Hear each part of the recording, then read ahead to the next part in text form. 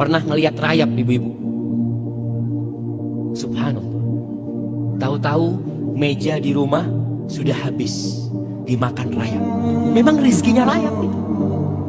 Nah, Allah mengatakan di dalam surah Hud ayat 6, "Wa ma min dabbatin fil ardi illa 'ala Allahi rizquha wa ya'lamu mustaqarraha wa mustawda'aha kullun fi kitabim mubin." Kata Allah, dan tidak ada suatu binatang yang melata fil ard, di muka bumi ini, kecuali yang menjamin rizkinya itu Allah. Ana sering kasih contoh, ya, dengan binatang-binatang yang di hutan. Itu binatang tidak pernah sekolah, tapi bisa makan. Kalau rizki itu tergantung ilmu, berarti profesor ekonomi itu orang paling kaya. Tapi ternyata ada yang lulus SD lebih kaya dari profesor. Profesor tetap jadi dosen, ngajar, jelaskan tentang bagaimana supaya kaya. Tapi dia nggak kaya-kaya, padahal dia punya ilmunya. Yang kaya malah mahasiswanya, lulus buka usaha kaya, dosennya ya tetap sampai mati jadi dosen. Ingat, rizki itu bukan karena ilmu, nggak ikut ilmu, nggak ikut titel, Allah yang telah menentukan. Makanya kita lihat binatang-binatang keledai, binatang yang paling bodoh. Seharusnya dia itu mati sejak lahir. Kenapa? Oh, bodoh dia, Ustaz. Gimana biar bisa makan? Ternyata bisa makan dan sampai punya anak. Mungkin antum berpikir, Masya Allah, masa anak takut? Ada orang yang takut mau kawin. Keledai nggak pernah takut kawinnya, nggak pernah mikir nanti gimana anak-anak makan apa. Nggak ada. Allah udah jamin. Wa ma min dabbatin fil ardi illa 'ala Allahi rizquha.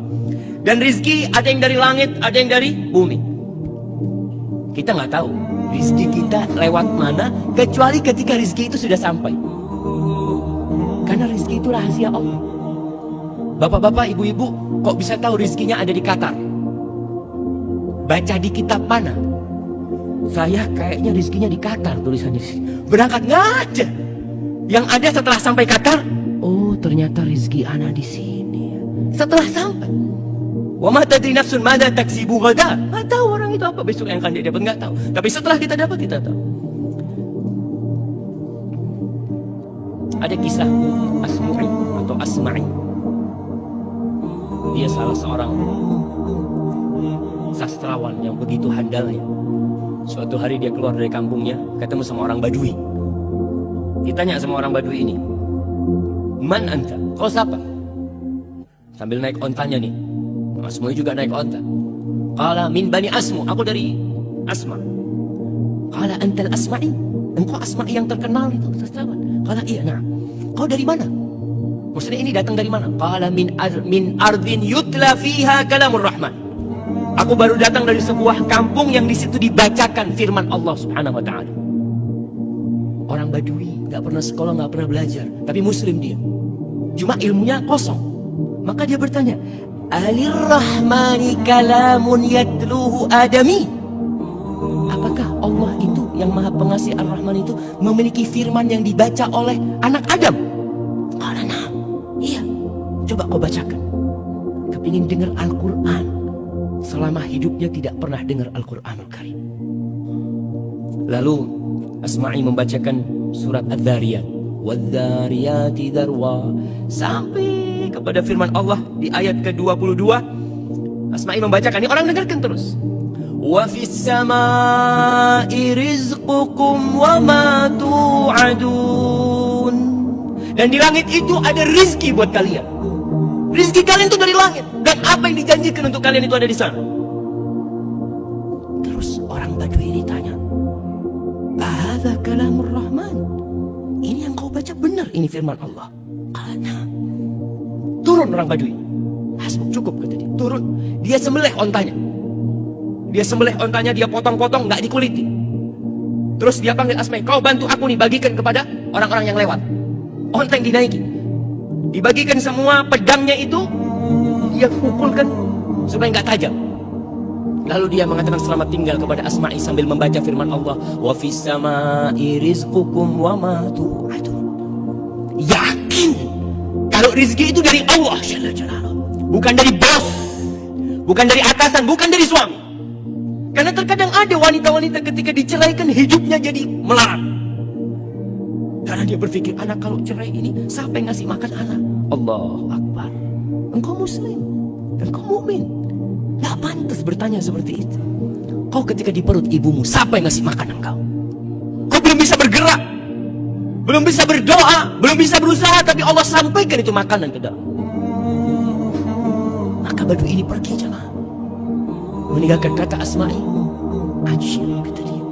Aku berulang kali baca ayat ini, tapi tidak membekas di hatiku. Tapi ini orang Badi pertama kali dia dengar, langsung menumbuhkan keimanan. Dan kita tahu itu salah satu khasiat kalamullah. Idza tuliyat alaihim ayatuhu zadatuhum imana wa ala rabbihim yatawakkalun. Tuh, orang-orang beriman apabila dibacakan kepadanya ayat-ayat Allah, bertambah keimanan mereka. Dan mereka bertawakal kepada Allah Jalla Jalaluhu. Kita kadang-kadang enggak.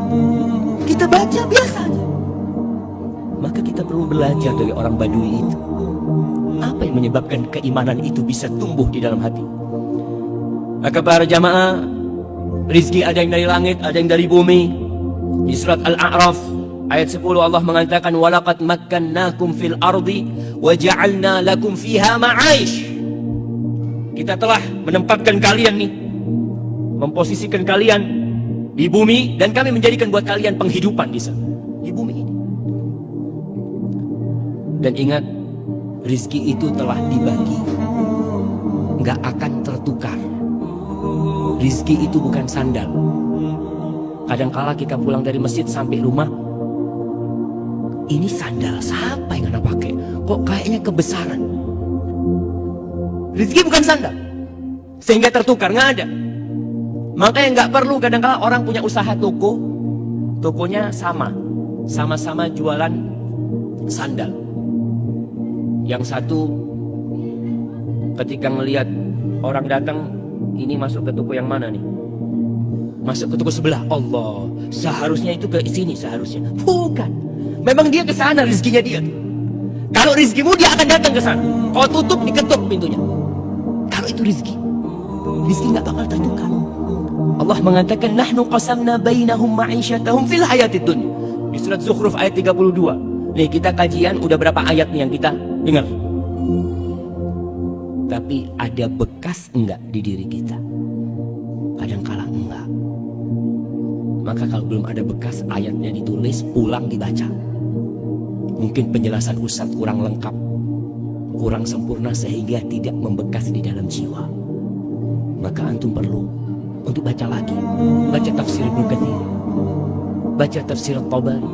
Apa yang mereka katakan tentang ayat yang dibacakan tadi? Kata Allah, kami yang membagi di antara mereka penghidupan mereka. Fil hayat, Allah yang bagi. Para jamaah, kalau pembagian rezeki itu diserahkan ke Bapak Dubes umpamanya, kira-kira antum dapat semua enggak? Kalau pembagian rezeki itu diserahkan kepada Bapak Presiden, kira-kira semua warga Indonesia akan dapat enggak? Enggak. Antum lihat kadang-kala di kampung itu ada raskin, kalau diserahkan kepada Pak RT yang dapat siapa? Yang dapat siapa? Ya udah, kerabat-kerabat dia. Karena manusia nggak bisa, Allah yang bagi. Allah, kata Allah, nahnu, bukan kalian yang bagi. Karena kita itu punya sifat kikir, punya apa, tapi Allah itu karim, Allah jawab.